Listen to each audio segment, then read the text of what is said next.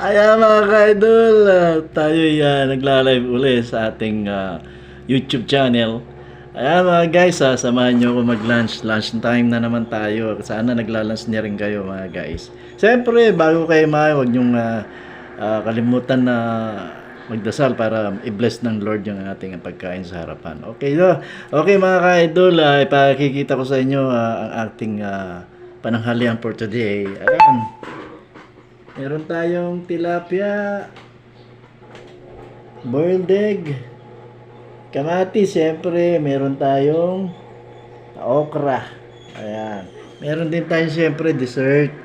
At hindi nakalimutan ang carrots apple juice. Ayan.